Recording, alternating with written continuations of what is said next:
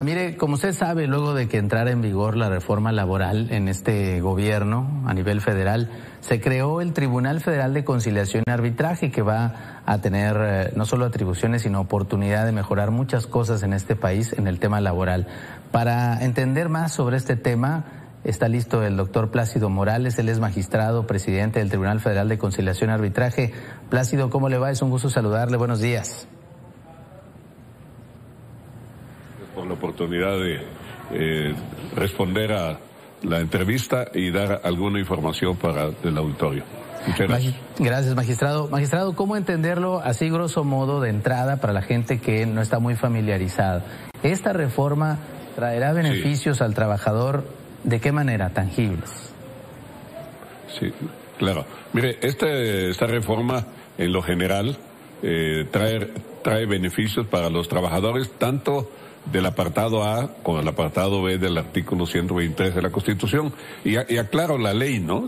Hago referencia obligada, porque el apartado A es para los trabajadores en particular y el apartado B es para los trabajadores del gobierno o los trabajadores del Estado. ¿Qué beneficios trae esta reforma? Pues diversos beneficios. Al tribunal que yo presido le toca el apartado B, o sea, los trabajadores federales al servicio del gobierno. Pero, por ejemplo, la parte sustantiva para el interés general es alguna cuestión de la libre asociación sindical. Nosotros tenemos una tradición sindical y teníamos una idea de los sindicatos, tanto los sindicatos afiliados a las centrales obreras como a los sindicatos agremiados en las federaciones, la FESTE y la FEDES, que trabajaban para el gobierno federal. Ahora, con esta reforma, todas las elecciones de dirigentes sindicales se hacen con voto personal libre, directo y secreto. En lo que toca a nosotros, a lo que hace el tribunal, tiene dos facetas. Una la individual y la otra la colectiva. ¿Qué hace las relaciones individuales? Bueno, un trabajador que no le cumple sus derechos el gobierno, algún organismo del gobierno, o es despedido injustamente, pues recurre al tribunal y a sus 8 salas. Pero en lo colectivo, un trabajador que no está contento con su sindicato, siente que no lo representa, puede y debe constituir otro sindicato. Hay libre sindicación o no pertenecer a ninguno, y ese sindicato lo va a constituir con el voto personal, libre, directo y secreto, que esa es la parte sustantiva de la reforma. Entonces, pues el beneficio que da es la libertad sindical y la verdadera representación, aparte de que se sabe, los trabajadores afiliados a un sindicato entregan sus cuotas de representación. Por ejemplo, el CENTE, el Sindicato Nacional de Trabajadores de la Educación, está renovando sus comités seccionales. Ellos entregan su cuota de participación y la ley obliga a transparencia. Se acabó el tiempo aquel en que los liderazgos de condiciones ostentosas, ¿no?, tienen que rendir cuentas. Creo que en lo colectivo es el beneficio más inmediato y directo que puede tener un trabajador del gobierno o un trabajador en particular. Es un punto coyuntural que toca, magistrado, porque pues tenemos generaciones y generaciones en que no se vivió una verdadera democracia sindical, y esta oportunidad para el trabajador. Claro que la es una verdadera oportunidad. Nosotros estábamos obligados desde 1948 a que se eligieran las dirigencias sindicales con el voto personal libre, directo y secreto. Y hasta la reforma del año 2019, del 1 de mayo del 2019, se comenzó a aplicar. Claro, se interrumpió con la pandemia una temporada, pues no habían labores, pues no habían elecciones sindicales, pero ahora nuevamente estamos en plena tarea de renovación sindical para los sindicatos que se había vencido su periodo para el que fueron electos.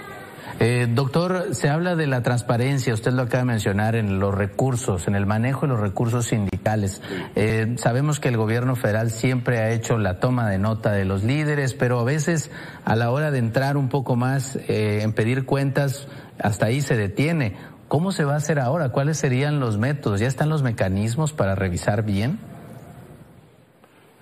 Sí, claro, por supuesto que está en la propia ley federal de los trabajadores al servicio del Estado, obliga a la rendición de cuentas. Cualquier trabajador puede recurrir porque finalmente el dinero de los trabajadores tiene una naturaleza prácticamente pública, porque es cuota sindical, obliga por supuesto a la transparencia, pero la legitimidad que tienen los comités ejecutivos al ser electos de manera directa, de manera personal, eso le da una gran garantía, no solo de verdadera representación, sino también de transparencia, por supuesto. Para explicarle un poco a la parte laboral, la plantilla laboral, siempre han existido, al menos en algunos estados, no sé si en todos, las juntas de conciliación estatales, en donde el trabajador acudía a pedir ayuda para cualquier conflicto o retiro de la empresa, en fin. ¿Cómo va a operar este Tribunal Federal? ¿Qué diferencia le va a representar al trabajador? Bueno, ¿cómo opera ya? Hay un proceso de renovación y trataría de serlo lo más objetivo posible para los que no son especializados en esto o tienen poca información de esto. Antes se recurría a una junta de conciliación y arbitraje para resolver un caso de un despido injustificado o una huelga o una carencia de cumplimiento de las obligaciones del patrón. Con la reforma laboral del 2019, la reforma constitucional, las juntas de conciliación y arbitraje, tal como estaban constituidas por un representante del trabajo y un representante del capital y un presidente de la junta, que era un juzgador de carrera nombrado por el gobierno, desaparecen completamente, ¿no? Ahora son sustituidos por jueces laborales y por los centros de registro sindical. Los centros de registro son donde se va a hacer la toma de nota en el caso de los sindicatos particulares. Es un acto totalmente administrativo. Se constituye un sindicato, se vota la directiva, se solicita la toma de nota hacia los centros de conciliación y registro laboral. Y para efecto de una controversia, de un litigio, es un juez laboral el que va a resolverlo, una sola persona. ¿Para qué? ¿Cuál es el logro de esto? Pues primero el juicio se hace un tanto ágil, rápido, y la justicia es inmediata, o sea, la resolución es inmediata. Yo no llevaría todo esa tortuosa y largo proceso que se llevaba años para concluir un proceso laboral. Ahora tendrá que ser inmediato porque prácticamente él tiene mucha parte de oralidad, o sea, parte menos documental y más de comparecencias. La otra parte es que se hace prevalecer la conciliación, es decir, un despido. Inmediatamente los centros de conciliación llamarán a las partes y los procurarán que se avengan. No fuera así, pues ya se continuará el litigio. Ese sería para la parte de los trabajadores al servicio de los privados.